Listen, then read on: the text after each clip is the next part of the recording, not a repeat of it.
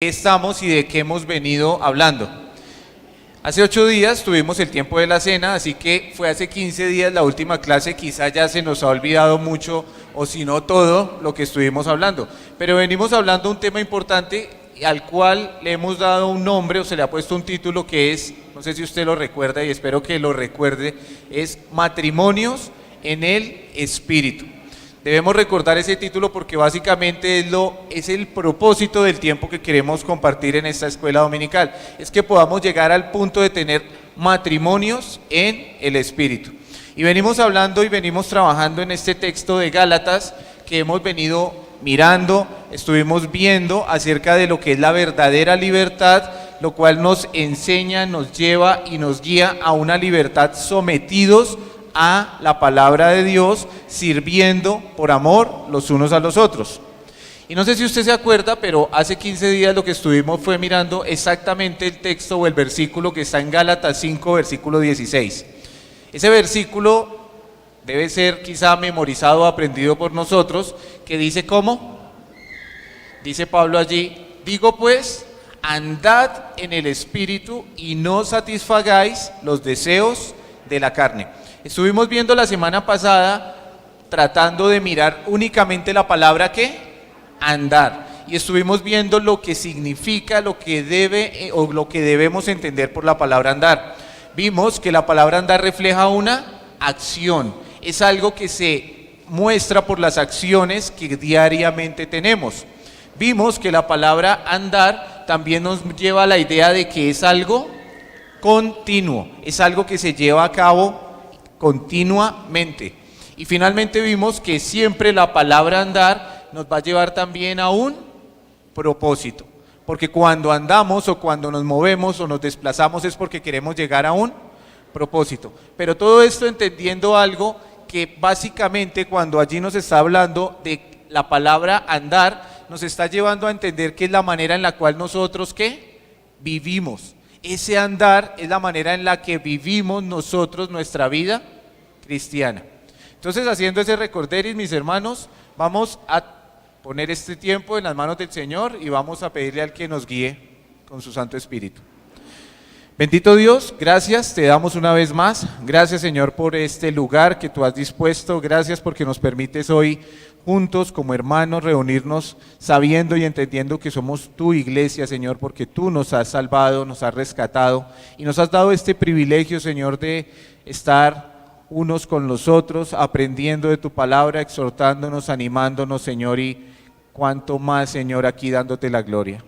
Bendito Dios, oramos, rogándote a ti, Señor, primeramente que siga tu misericordia viva en nuestra vida. La experimentamos cada mañana, Señor, porque sabemos que es por tu gracia que nos sostenemos y es por tu gracia que podemos estar acá, Señor. Límpianos, Dios, de toda contaminación, por favor. Límpianos de toda maldad. Límpianos, Señor, de todo pecado, Dios, porque lastimosamente seguimos ofendiendo tu nombre, ofendiendo tu santidad, Señor, y no caminamos muchas veces como tú esperas. Y, Señor, te rogamos que nos limpies para poder tener una mente, un corazón dispuesto para restablecer la linda comunión que tú nos brindas y para poder edificarnos con tu palabra, Señor. Oramos rogándote que tu Espíritu Santo nos enseñe, nos guíe, nos redarguya, Señor, y oramos, Señor, para que tu palabra entre en nuestra mente y en nuestro corazón, Dios. Señor, rogamos que sea tu nombre exaltado y tu palabra enseñada. En el nombre de nuestro Salvador Jesucristo oramos. Amén. Bueno, hermanos, entonces vamos a ubicarnos de nuevo en Gálatas 5, versículo 16.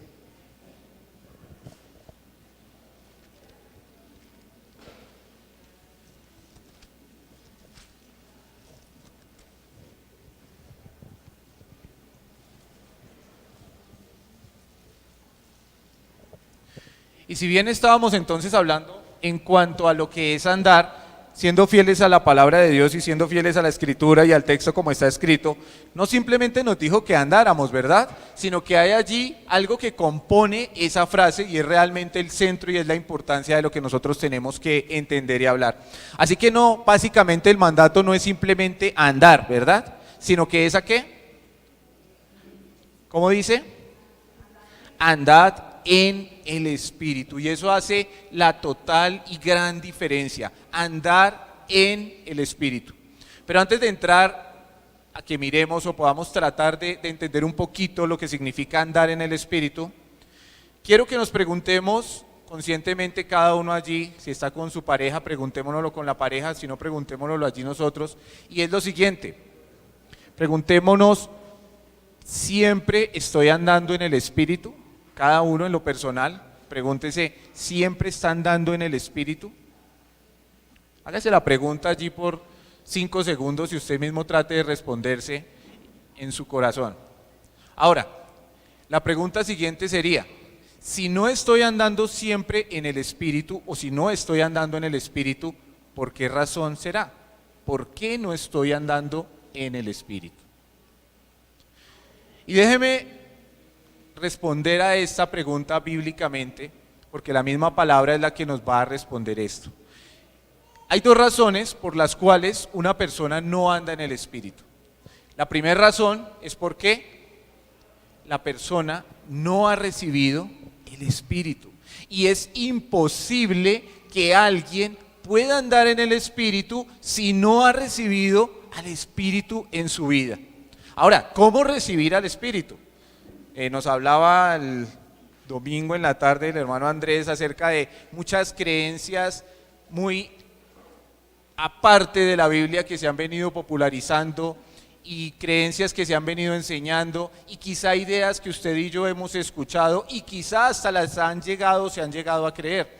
Y se ha llegado a creer que a veces se necesita una evidencia de movimientos o cosas sobrenaturales para entender que hemos recibido ¿qué?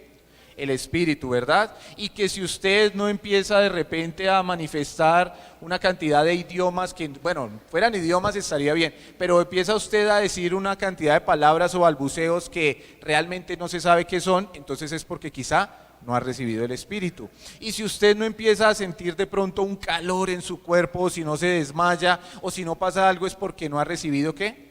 El Espíritu. Y aún se empieza a enseñar o se enseña en algunos lugares que los mismos creyentes deben empezar a buscar que el Espíritu Santo venga a sus vidas, lo cual es totalmente falso, errado y lejos de lo que dice la palabra de Dios. La palabra de Dios dice algo claramente, mis hermanos, y es que en el momento en que nosotros creemos en el Señor Jesucristo, en el mismo momento en que nosotros depositamos nuestra fe en la obra majestuosa de la cruz, en lo que Cristo hizo en su muerte, en su sepultura y en su resurrección, entonces en ese momento nosotros pasamos ¿de qué? De muerte a vida. Pasamos de estar muertos en nuestros delitos y pecados y pasamos a ser ¿qué? Vivos, pasamos a ser hijos de Dios. Y la Escritura nos enseña que en ese preciso momento, en una situación que no podemos medir con tiempo, porque no podemos decir en ese segundo, en ese minuto, en esa hora, en ese instante, en el mismo momento en el cual creemos, en ese momento el Espíritu Santo viene ¿a dónde? A morar en nosotros. El Espíritu Santo mora en cada creyente, en cada persona que ha depositado su fe en el Señor Jesucristo, en cada persona que ahora es un hijo de Dios. Así que si usted, mi hermano, y yo somos hijos de Dios, el Espíritu Santo mora en nosotros. Pero decíamos que la primera razón por la cual alguien no vive o no anda en el Espíritu puede ser, o sea, la primera razón es porque esa persona ¿qué? No ha nacido de nuevo, no ha nacido de nuevo. Y eso es un problema. Y uno podría llegar a pensar, bueno, eso sobra en una escuela dominical donde la mayoría de las personas ya llevan un buen tiempo en la iglesia, donde la mayoría de las personas ya pasaron por peregrinos, donde la mayoría de las personas incluso son miembros o están sirviendo en alguna área de la iglesia. Pero mis hermanos, resulta que es que la salvación, nosotros tenemos que tener claro que la salvación y el pasar a ser hijos de Dios no se recibe por asistencia. No es por asistir a la iglesia. Vea, podemos venir por mucho tiempo a la iglesia y no haber creído realmente en el Señor Jesucristo, no ser hijos de Dios, y eso es muy, muy delicado. Lo digo como experiencia, digamos, de lo que he podido ver y aprender a lo largo o a lo poco que llevo andando con el Señor. pero la primera iglesia en la cual me congregué conocí muchas personas que compartían su fe, personas que servían e incluso con personas que pudimos estar, como se diría, hombro a hombro sirviéndole al Señor o motivados, reuniéndonos, cantando, y veía personas que estaban allí totalmente involucradas. Y si en ese momento me hubieran preguntado por esas personas, yo diría con toda confianza que eran mis hermanos en la fe y que estaban deseosos de servirle al Señor y se veía en el actuar dominical, lastimosamente. Con el tiempo hemos perdido contacto con muchas de esas personas, pero hay algo que mantiene unido hoy en día o nos mantiene informados de la vida de otros, ¿no? ¿Cómo se llama? El Facebook. Entonces, como quedan esos nexos por redes sociales y por Facebook, a lo largo del tiempo, por Facebook empieza uno a darse cuenta que estas personas ya no están andando con el Señor. Y empieza uno a darse cuenta que no solo no están andando con el Señor, sino que están muy alejados del Señor. Y después empieza uno a darse cuenta y tal vez se pregunta a uno, ¿será que realmente tienen al Señor? No puedo ni nadie puede juzgar la salvación de otra persona por algo que veamos o por una equivocación, porque todos cometemos errores y dice la Biblia que aún así no hay alguien que no peque, ¿verdad? Pero también la Biblia es clara en decirnos algo, nos dice que por sus frutos los conoceréis. Y usted, mi hermano, y yo como creyentes, ¿podemos pecar? Sí, lastimosamente sí. ¿Vamos a pecar? Sí, lastimosamente así va a ser. Pero hablando del Espíritu Santo, cuando el Espíritu Santo mora en la vida de un creyente y solo mora en el interior de los creyentes, el Espíritu Santo, ¿qué va a hacer? Nos va a incomodar, nos va a redarguir. ¿Y sabe qué nos va a llevar? En algún momento a reflexionar de lo que estamos haciendo y apartarnos ¿de qué? Del mal camino. Esa es la obra o una de las obras que el Espíritu Santo hace en nosotros, sus hijos. Pero cuando una persona definitivamente se aparta del camino, y puede uno preguntarle a esa persona, ¿y qué pasó? No, eso ya no es lo mío. Entonces, ¿qué me llevó a pensar con mucho dolor? En algún momento yo dije, hablo a manera personal, dije, ¿cuántas veces estuvimos con estas personas? ¿Cuántas veces compartimos con ellos? Y al parecer, en mi parecer, por lo que hablaba y por lo que veía, podía decir, y no eran creyentes, pero allí estuvieron, sirviendo, metidos en la iglesia, comprometidos aún con ciertas actividades, pero realmente ¿qué no eran?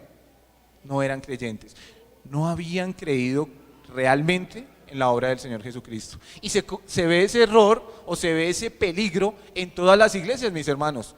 No puede o no creo que haya una iglesia donde podamos o donde alguien pueda decir, le garantizo que el 100% de los que asisten a esta iglesia son creyentes nacidos de nuevo. Nadie puede tener esa certeza, y es un lugar en el cual abrimos las puertas y esperamos de todo corazón que vengan personas que aún no hayan creído en el Señor Jesucristo, porque también ese es el propósito de nosotros como iglesia, que vengan personas que no han creído, para que a través de la enseñanza de su palabra y para que a través de la exposición del Evangelio, estas personas puedan llegar al conocimiento de la verdad. Pero lo que debemos entender es que el peligro está en que la persona llegue, y nos lo ha repetido el pastor, y se siente y piense que porque lo llaman hermano, entonces ahora es hermano. No, esto es algo personal, individual y totalmente íntimo con Dios. Querido amigo, si usted viene a la iglesia y si usted asiste y si usted se alimenta y se edifica y quizá le gusta lo que se enseña acá, gloria a Dios por eso. Pero la invitación más grande que podemos hacer es a tomar una decisión personal en cuanto a su salvación y su relación con Dios. ¿Por qué? Porque de esto se trata la vida. La vida no se trata simplemente de venir al mundo a tratar de estudiar algo para poder trabajar y trabajar para poder tener algo de dinero y tener algo de dinero para sostener una familia y tratar después de poder dejarle algo a los hijos y finalmente morir y ahí se acabó todo. Sería muy, muy, muy triste nuestra vida si simplemente fuera eso. El Señor nos ha dado una gran esperanza y nos ha dado un gran regalo que es la salvación. Y es tan importante la salvación para Dios que Él envió a su propio Hijo a este mundo. Y es tan importante la salvación para Dios que el mismo Señor Jesucristo asumió la tarea única que podía salvarnos. Y es tan importante la salvación para Dios que Él decidió subir a esa cruz, recibir el peso de todo el pecado que nos asediaba a usted y a mí, y recibir toda la condenación por ese pecado, para a través de su muerte pagar lo que usted y yo hicimos. Y así recibir entonces en la justicia de Dios, y ahora por su gracia nosotros estar limpios de deudas delante de Dios. Es tan importante para Dios la salvación que su Hijo no se quedó en la cruz, sino que fue sepultado. Fue sepultado para mostrar que de esa misma manera como Él fue sepultado, quedaron sepultados los pecados que Él recibió por usted y por mí. Y es tan importante para Dios esa salvación que el poder de Dios y del Espíritu Santo levantó a Jesús de esa tumba y ahora vive y vive para siempre. Y nos ha dejado una tarea, una esperanza y una fe. Hermanos, si esa salvación es importante para Dios, debe serlo también para nosotros, para usted, mi hermano, mi amigo. Si esa salvación es importante para Dios, debemos entender que de eso se trata también nuestra vida. Así que no se trata simplemente de venir y sentarnos y escuchar, y quizá escuchar un buen consejo para la vida, sino entender que realmente de eso se trata todo. Y si Cristo no vive en mi corazón, de nada va a servir lo que escuche, lo que aprenda. Ahora, vuelvo al punto. No podemos andar en el Espíritu si no tenemos el Espíritu. Primer razón por la que una persona no anda en el Espíritu es porque no ha recibido el Espíritu Santo en su vida. Y si el Espíritu no mora en él, quiere decir que no, ¿qué? Que no ha nacido de nuevo. Lo dice Romanos 8:9. Leamos lo que dice Romanos 8:9. Y vamos a estar un momento por allí viendo por Romanos 8. Un capítulo donde se nos habla cosas muy sabias y muy a la par con lo que estamos viendo también en Gálatas. Pero ¿qué dice Romanos 8 en el versículo 9? Dice, ¿ya estamos todos? La mayoría, amén. Dice, mas vosotros no vivís según la carne, sino según ¿qué? El Espíritu. Si es que el Espíritu de Dios mora en vosotros. Y si alguno no tiene el Espíritu de Cristo, no es de Él. Mis hermanos, no podemos vivir o pretender vivir una vida en el Espíritu o una vida cristiana si Cristo no mora en nosotros. Ese es el gran error que se vive, o uno de los grandes errores que se vive en la actualidad. Personas queriendo vivir una vida cristiana sin que Cristo more en ellos. Lugares llamados iglesias gigantes donde asisten miles de personas y donde se asume que todo el que va allí es cristiano, y donde las personas pretenden tratar de llevar una vida moralmente cristiana sin que Cristo viva en su corazón. Eso es imposible. Si el Espíritu Santo no vive en nosotros, no vamos a poder tener una vida espiritual. No podemos tener un andar espiritual, no podemos andar en el Espíritu. Así que es necesario, obligatorio para el texto de Gálatas, que seamos ¿qué? Hijos de Dios, que hayamos nacido de nuevo, que hayamos puesto nuestra fe y nuestra confianza en el Salvador. Pero pasando un poquito la hoja y el tema, y diríamos, bueno, esperamos que quisiéramos de todo corazón que el 100% fuésemos todos creyentes. Entonces, entre creyentes y ahora ya dirigiéndonos hablándonos como hermanos y a creyentes, ¿habrá alguna razón por la que el creyente no vive o no anda en el Espíritu? ¿O todos los creyentes andamos al 100% en el Espíritu? No. Lastimosamente, tampoco los creyentes andamos 100% en el Espíritu, porque a veces desestimamos mucho el poder, la obra y el impacto del Espíritu Santo en nuestra vida.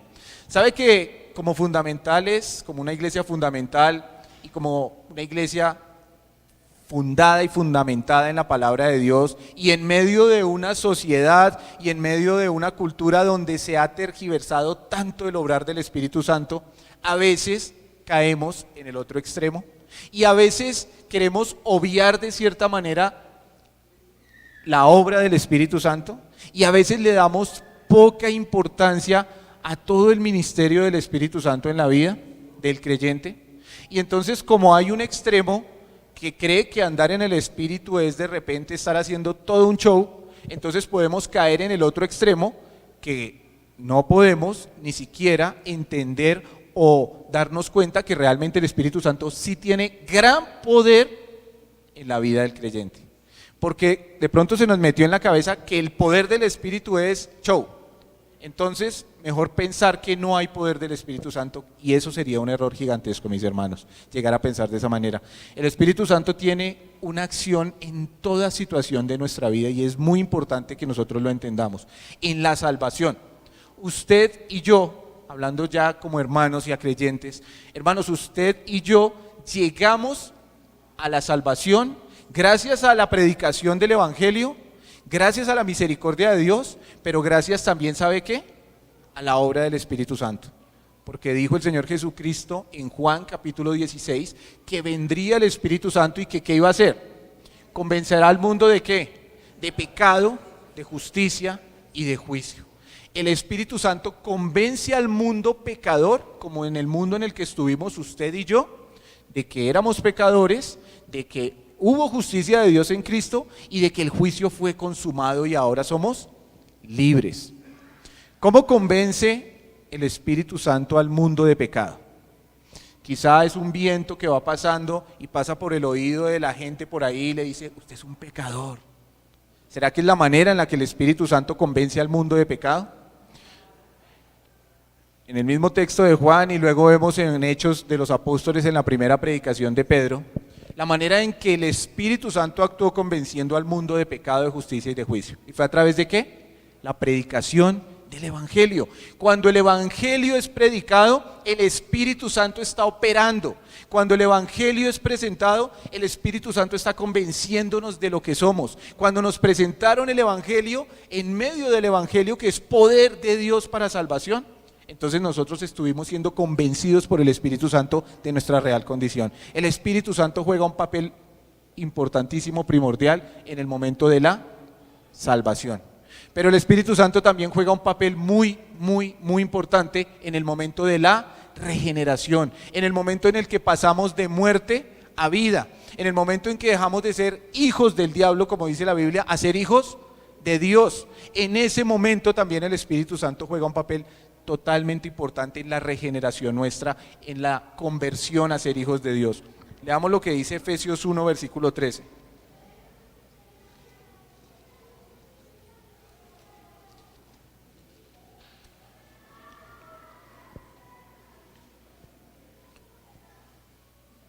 Efesios capítulo 1, verso 13.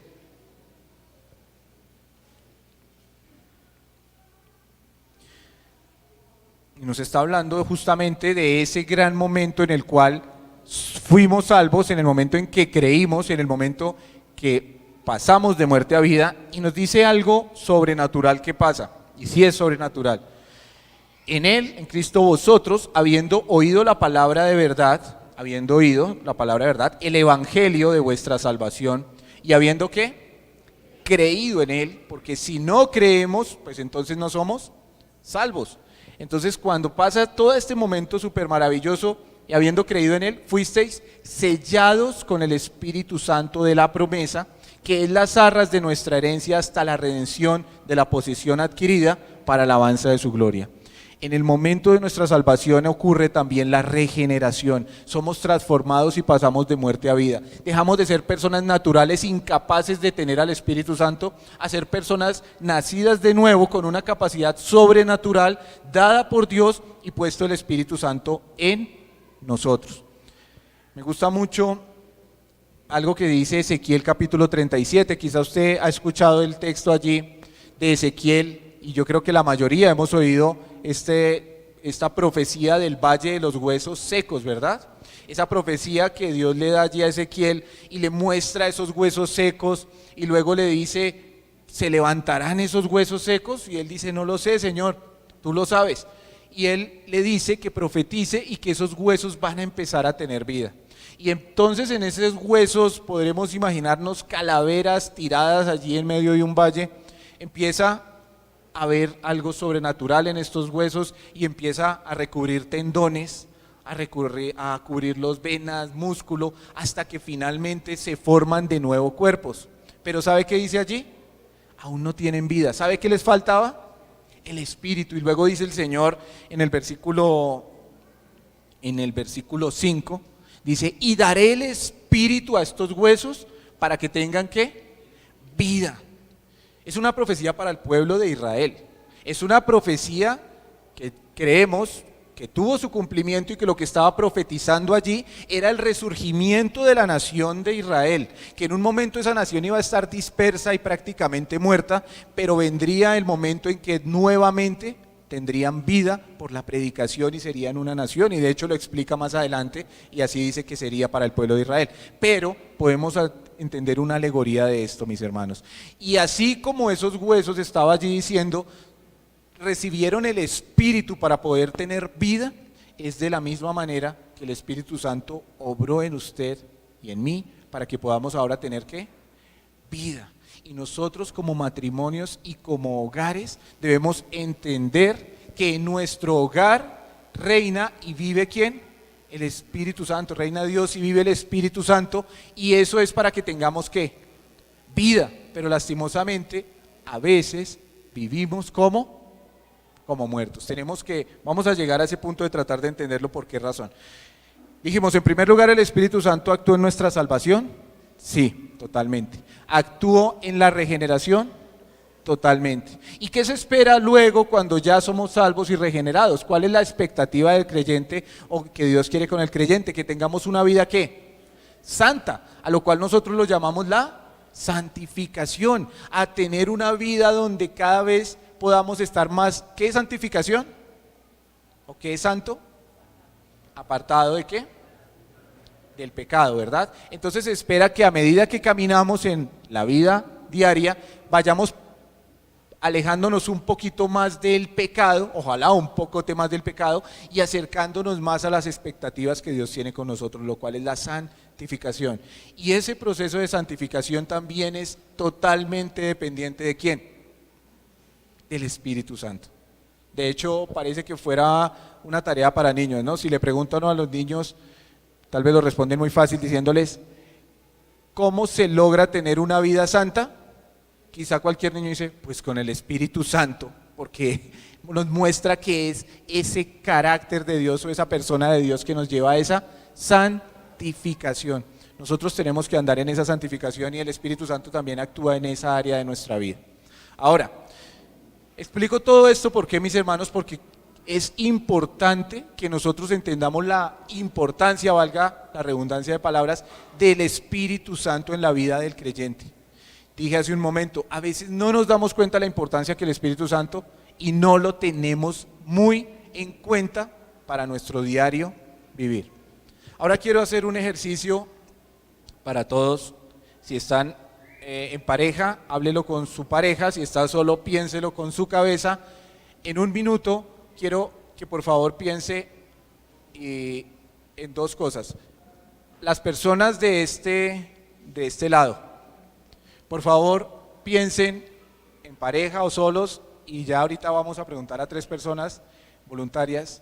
Piense cuál cree usted que es la meta, o si cree que hay todo, bueno, nombre alguna meta o algunas metas del cristiano, que usted cree que es la meta del creyente. ¿Cuál es la meta del creyente? Por favor, piensen en eso. ¿Cuál es la meta del creyente? ¿Cuál es mi meta como cristiano? Y ya alguien nos lo va a decir. Y las personas de este lado, por favor, piensen en lo siguiente.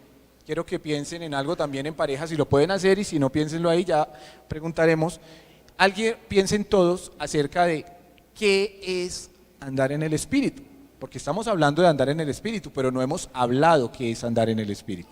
Entonces, por favor, ¿qué cree, qué considera, qué se le ocurre que es andar en el Espíritu? Un minuto, por favor, y ya vamos a compartir.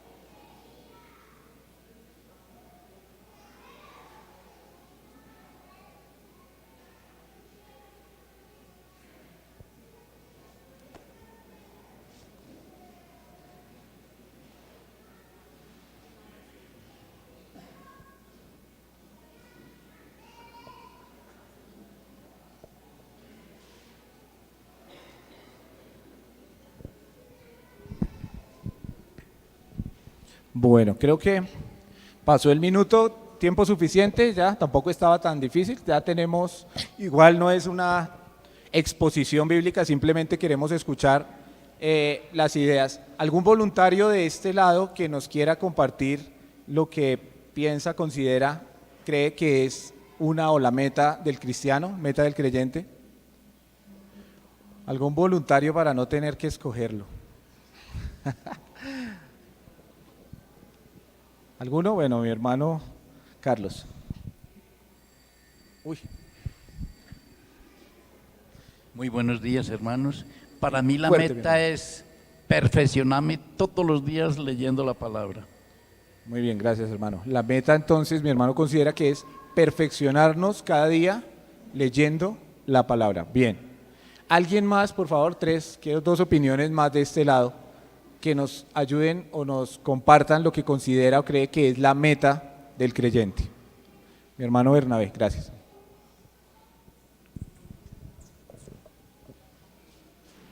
El apóstol Pablo siempre, y tomando ese mismo pensamiento de él, el Espíritu Santo quiere reflejar el carácter, o sea, mi deseo es que el carácter de Cristo sea reflejado en mi vida.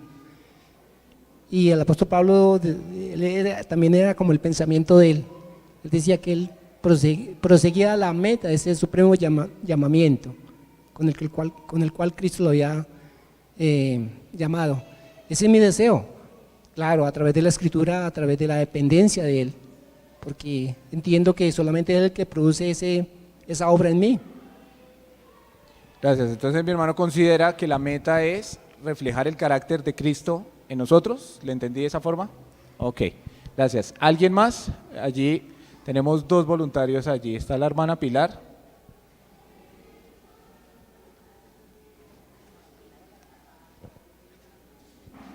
Gracias. Dice Efesios 12, a fin de que seamos para alabanza de su gloria.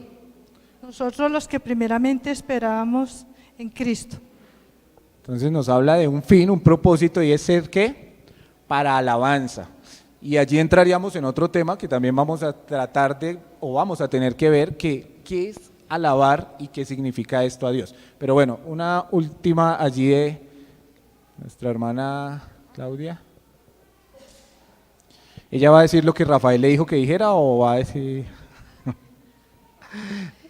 Bueno, la meta para cada cristiano es vivir para Cristo cada día que pasa y honrar, glorificar y exaltar su nombre porque Él es el merecedor de todo, entonces debe ser nuestra meta. Debe ser nuestra meta. Bueno, escuchamos varias opiniones, muchas, casi todas enfocadas hacia lo mismo de lo que es la meta, pero escuchamos diferentes, ¿verdad? Mi pregunta es para todos, de ahora para allí. ¿Será que hay diferentes metas o será que hay una meta?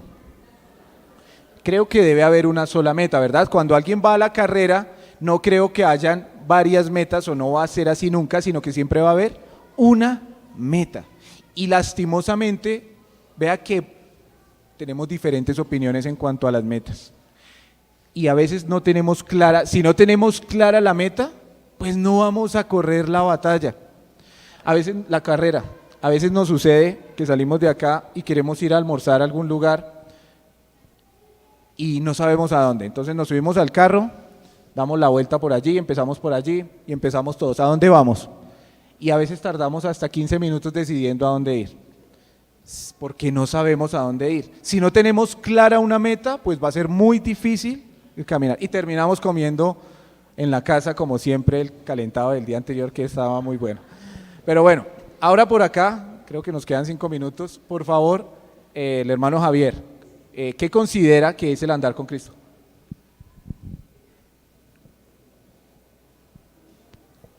Para todos, porque estamos hablando del andar con Cristo, pero no hemos visto qué es el andar, el andar en el Espíritu, pero no hemos visto qué es el andar en el Espíritu. Entonces, ¿qué considera o cree mi hermano? Andar en el Espíritu, como mi hermano lo decía, así como hay una sola meta para los cristianos, también debemos mostrar también qué es andar por el Espíritu. Y creo que la respuesta la encontramos ahí mismo en el libro de Gálatas, en capítulo 5, versículo 22, que dice: mas el fruto del Espíritu es amor, gozo, paz, paciencia, benignidad, bondad, fe, mansedumbre, templanza. Contra tales cosas no hay ley. Entonces básicamente es que realmente estemos mostrando que esa fe que nosotros tenemos, reflejarla en nuestras obras. O sea, las obras no son para salvación, pero sí es muestra de nuestra fe y que estamos siendo guiados por el Espíritu. Andar en el Espíritu, entonces es mostrar el fruto del Espíritu, dice mi hermano Javier. ¿Alguien tiene otra opinión? Bueno, vamos por allí. Entonces, más rápidamente, parece que o acabaron todos muy rápido o nos demoramos mucho. Amén, hermano. Nos demoramos. Para nosotros andar en el Espíritu es permitir que el Espíritu Santo dirija nuestras vidas, o sea, ser hacedores de su palabra conforme Él nos manda y nos dirija. Gracias, mi hermano. Y hay una opinión aquí de la teóloga Edith Retavizca. No, mi hermana, nos comparte, por favor. Gracias, mi hermanito. Oro al Señor porque mi carne mengue y mi espíritu crezca cada día, porque eso nos hace andar en el espíritu, aunque sea un poco difícil, pero si oramos al Señor en esa línea, podemos. Entonces sería que la carne mengue y el espíritu crezca. Muy bien. ¿Listo? ¿Vi una mano más o terminamos? Bueno, terminamos porque ya acabaron varias escuelas, mis hermanos. La respuesta para las dos preguntas, mis hermanos, en 8 días la veremos si Dios nos lo permite, porque tenemos que acabar y ahí nos vamos a demorar, pero gloria a Dios que nos vayamos pensando, reflexionando en eso y tenemos tiempo para seguir pensando en el tema. Vamos a darle la gloria al Señor. Padre bendito, te damos gracias por el tiempo que nos das, gracias por poder compartir y escuchar tu palabra y gracias porque tu Espíritu Santo mora y vive en nosotros, Señor. Oramos por el resto del servicio, que podamos seguir dándote la gloria, Señor, y nos queremos edificar con tu palabra. En tu nombre oramos, Señor Jesús. Amén. Bueno, muchas gracias, hermanos.